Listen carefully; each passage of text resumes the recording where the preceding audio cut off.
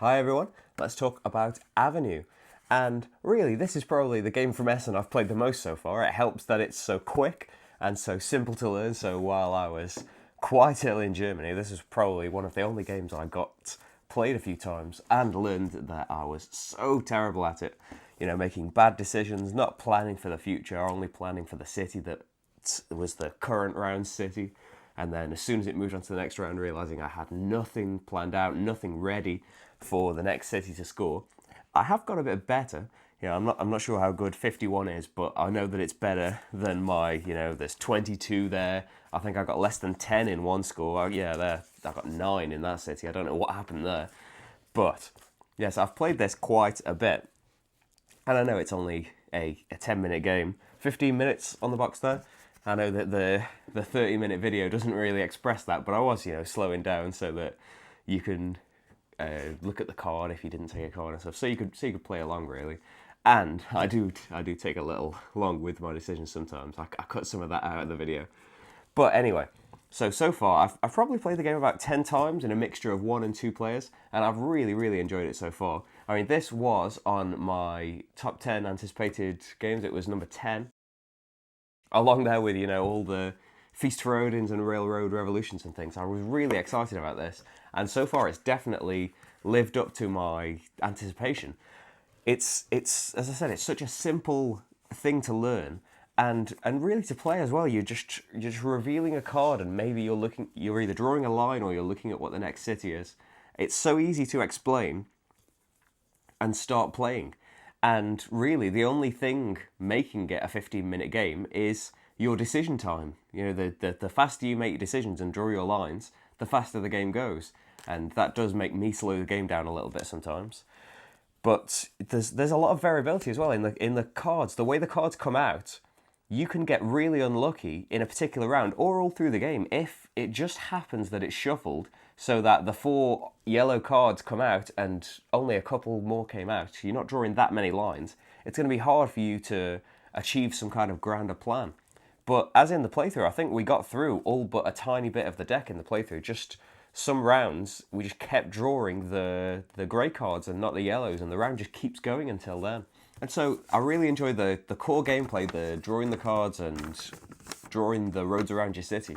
But it's not the key thing, but one really nice twist in it is the fact that you have to score more than what you did in the previous round. That really changes the game up because you can't go in all guns blazing and connect all of the 4 spaces to the city and get as many points as you can, because if you've done that, you've likely used all of your lines on the current city, and the next city has got nothing prepared for it, and you're really going to have to hope to, if you score, 7, 8 in the first round, then you're really going to have to try hard to score more, and you'll probably be on the back foot the rest of the game trying to beat that score. And as soon as you don't, you're going to score nothing for the round. Even if you did really well, even if you matched your previous round's score, you're going to score nothing for this round and get a minus 5-point penalty at the end of the game. So that can be really crushing, especially if you're getting into the big scores and you didn't quite make it. It can be a really, crushing thing to have scored nothing and minus 5 for that round. So it's a really nice, it ends up being a really nice progression. I've found that I much prefer now just connecting a couple of things to the first city and then trying to get some lines around the map to try and set myself up for later. Maybe try and leave the castles open so that I can connect them to a main line.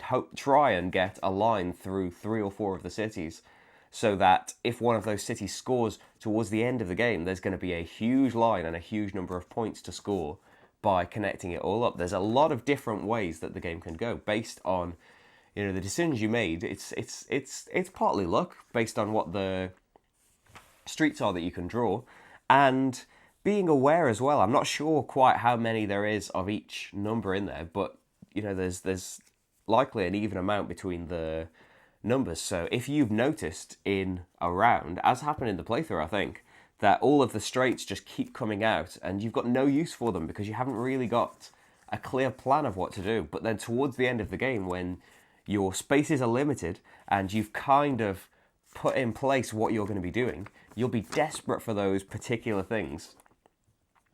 And it seems that an important part is leaving yourself open to be able to take different things, to be able to maybe turn off rather than take the straight lines, because if you just leave your entire plan hinging on one number coming out and it doesn't happen to come out, then you're going to lose a ton of points for that. Whereas maybe if you gave up on that plan and took some of the other things, took some bends and maybe weaved it around a different way and didn't quite connect up your perfect city, things would work out nicely as well. So really, in short, Avenue, it's still early days. It's still only just been a little more than a week, but I've really enjoyed it so far.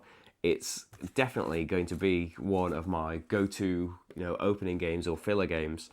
And really, I love the idea that you could just print it off as I did, whenever a month ago or whenever Roddo's run through was. You could just print off a sheet from the internet and you can play along with the videos quite easily, because all you need is this pad and you need somebody to be reading out the cards to you. But yeah, I assume that this is going to be available in shops soon. I got it from Essen 2016, so I assume this is going to be available quite soon, and I would definitely recommend it if you like the idea of a very quick, very simple to learn, but it can lead to some really agonizing decisions of, do I cut this off now and give up on my grand plan, or do I stick with it and pray that the number I desperately need comes out? If you like the sound of Avenue, it should be available soon. And thank you very much for watching, and I'll see you for the next game. Bye everyone.